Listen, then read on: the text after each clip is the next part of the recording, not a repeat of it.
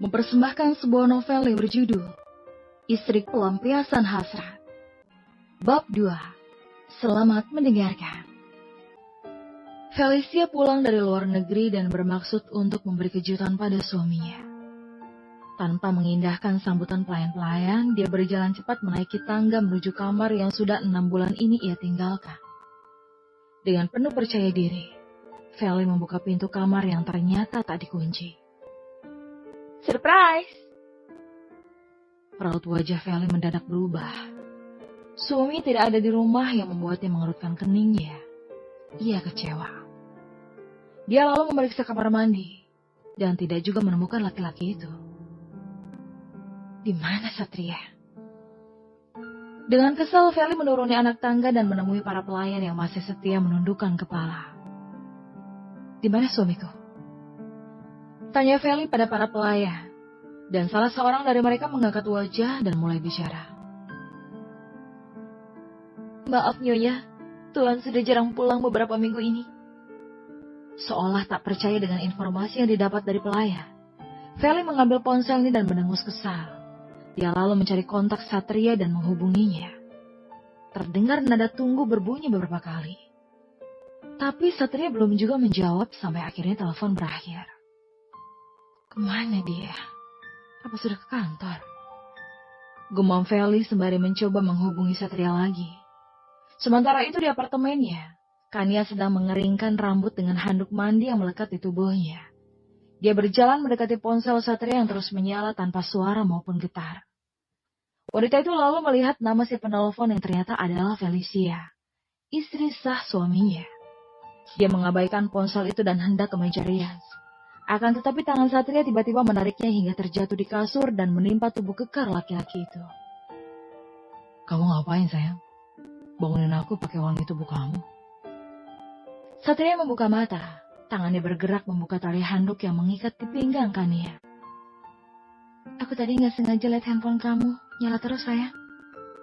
Jawab Kania sembari memposisikan tubuhnya supaya nyaman. Satria sudah berhasil mengeluarkan 2 benda kenyal milik Kania dan menikmati itu. Seperti bayi yang kelaparan saat bangun dari tidur. Istri kamu telepon lagi sayang. Kayaknya ada hal penting. Kata Kania. Dia melihat ponsel suaminya yang kembali menyala dan lagi-lagi Felicia lah yang menelponnya. Satria terpaksa melepaskan aset berharga milik Kania dari mulutnya. Dengan kesal dia meraih ponsel itu. Kenapa lagi sih dia? Pasti ada tas atau sepatu yang mau dia beli. Kania merapikan pakaiannya, tapi Satria menahan gerakannya. Laki-laki itu masih ingin bermain dengan milik Kania. Halo? Hani, kamu kemana aja? Aku telepon gak diangkat terus. Tanya Felicia dari seberang sana. Aku baru bangun tidur sayang. Ada apa? Minta uang lagi? Satria masih sibuk memainkan benda kenyalkannya yang membuat wanita itu menggigit bibir bawahnya menahan nikmat. Kamu tidur di mana? Aku di rumah tapi kamu tidak ada. Kata Felicia yang terdengar kesal. Apa? Satria langsung terduduk dan mengusap wajahnya dengan kasar. Kania sampai terkejut melihat tingkah Satria. Dia buru-buru merapikan kembali pakaiannya saat Satria bergerak turun dari ranjang. Aku di rumah kita. Kata pelayan, kamu sudah lama gak pulang. Kamu di mana sih? Aku di apartemen. Aku cuma ingin menyendiri karena pekerjaan yang bikin stres. Aku butuh suasana baru, sayang. Jelas Satria yang kemudian memakai pakaiannya. Kapan kamu sampainya, sayang? Kania sekarang paham bahwa Felicia sudah ada di rumah. Itu artinya tugasnya akan sedikit berkurang. Dia berharap Felicia akan tinggal lama supaya dia bisa bebas dari Satria. Baru aja sampai rumah. Kamu di apartemen mana? Biar aku ke sana. Enggak usah sayang. Aku lagi siap-siap mau pulang. Cegah Satria. Aku matikan dulu ya. Sampai ketemu di rumah istriku. I love you. Satria lalu mematikan teleponnya. Kini laki-laki itu menatap Kania yang masih memakai handuk mandi. Sepertinya kita akan berpisah dulu. Aku pasti akan merindukanmu, sayang. Satria mencium bibir Kania dan memainkan kedua aset kembar itu dengan kedua tangannya. Tak lama dia pun melepaskan ciumannya. Kabari aku kalau kamu kesini, kata Kania.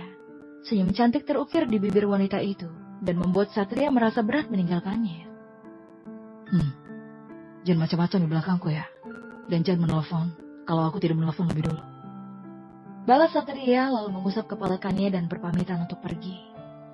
Kania mengangguk dan mengantarkan laki-laki itu sampai pintu apartemen.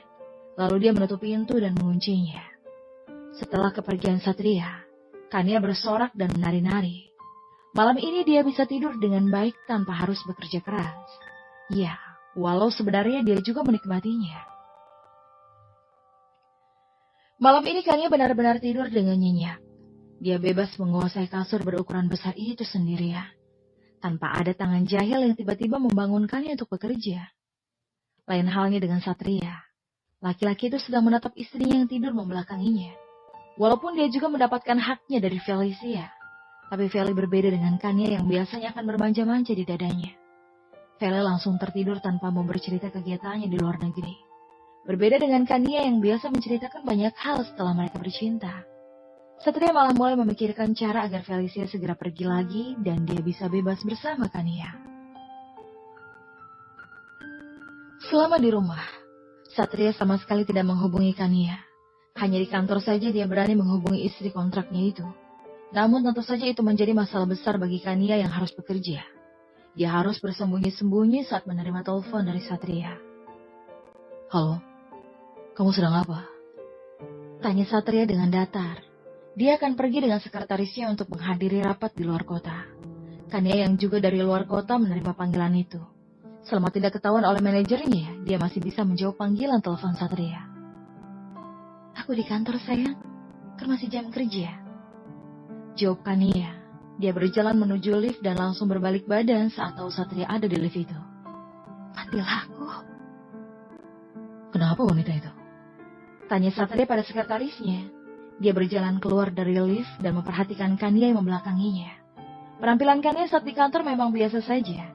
Rambut diikat rapi dengan make up tipis dan juga kacamata yang membuat penampilannya berbeda. Jantung Kania berdebar keras saat tahu Satria sedang memperhatikannya. Saya kurang tahu tuan, apa perlu saya suruh menemui tuan? Tanya laki-laki yang merupakan sekretaris Satria itu. Tidak perlu, kita ada rapat yang lebih penting. Satria memilih untuk mengabaikan Kania yang masih mematung di tempatnya. Dia lalu kembali fokus pada teleponnya. Halo, kamu masih di sana? Kania menghela nafas lega karena berhasil menghindari Satria. Akan tetapi, laki-laki itu masih bersuara di sana. Iya sayang, tadi ada bos aku.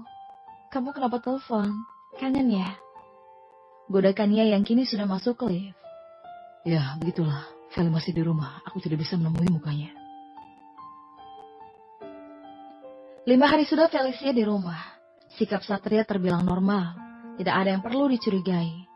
Feli merasa itu hanya pikiran buruknya saja karena menurutnya Satria masih setia dengannya.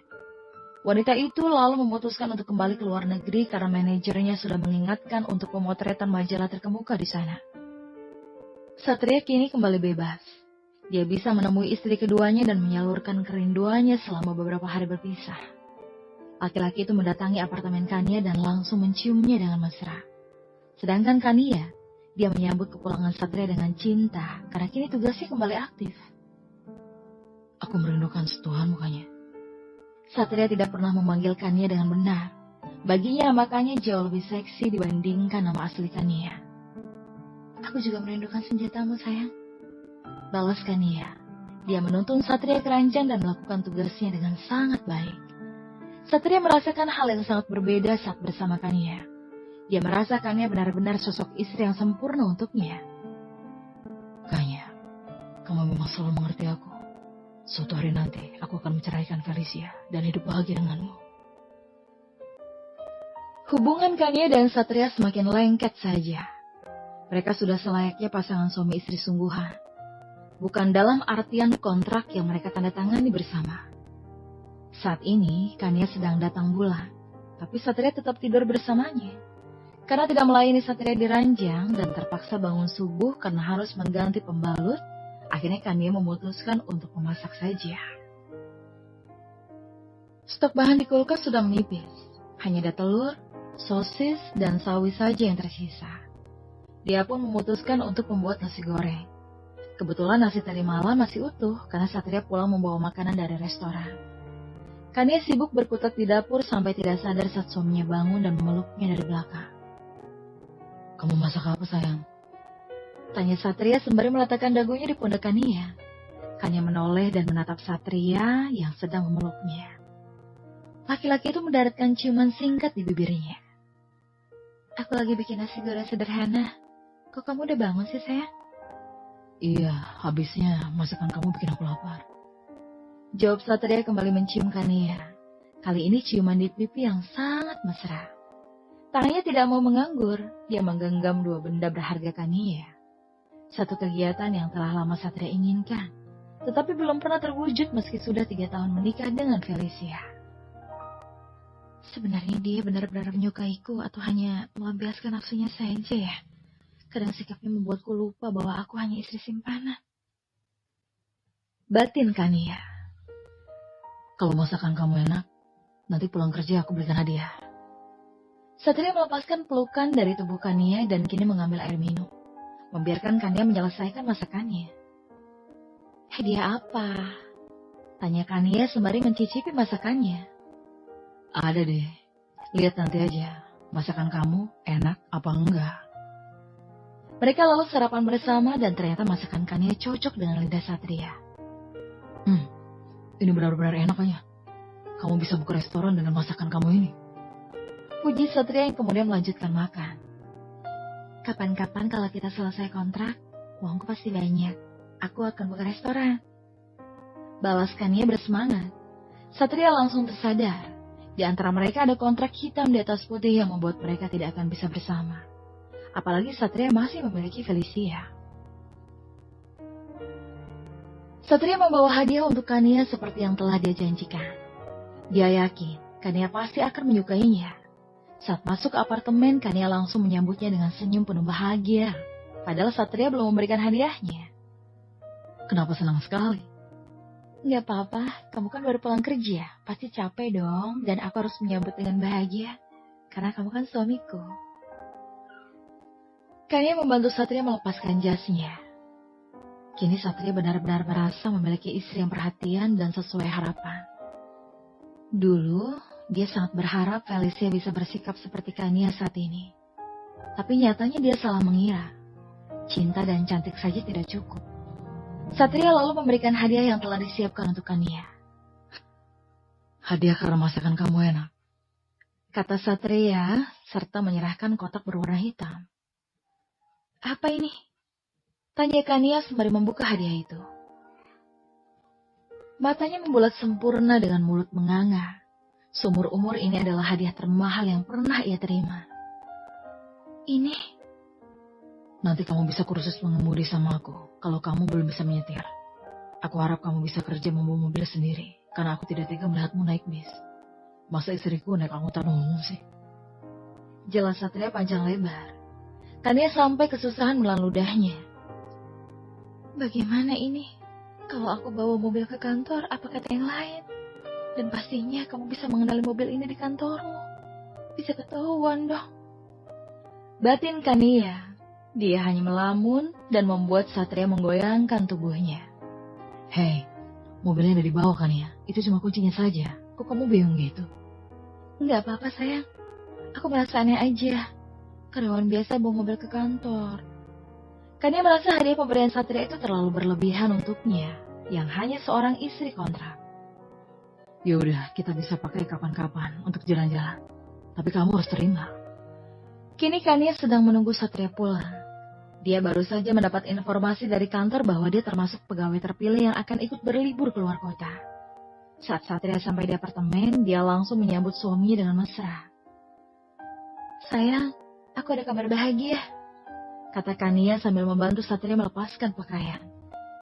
Kabar bahagia apa? Kamu gak lagi hamil kan? Tanya Satria yang curiga. Kania menghela nafas berat. Enggak lah, aku tahu kok isi kontrak kita. Aku itu cuma mau kasih tahu aja kalau aku akan ke Jogja 2 hari lagi. Jawab Kania dengan sangat bahagia. Dia akan terlepas dari Satria untuk beberapa hari. Jogja? Kamu ke Jogja? Tanya Satria. Satria yang niatnya tidak ikut acara liburan kantornya karena ingin berdoa dengan Kania malah harus menelan kecewa.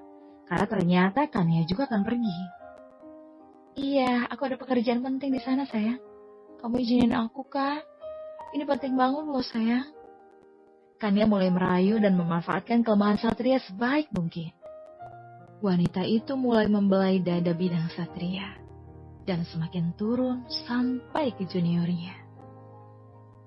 Kok bisa samaan ya? Di kantor juga lagi ada liburan tahunan ke Jogja.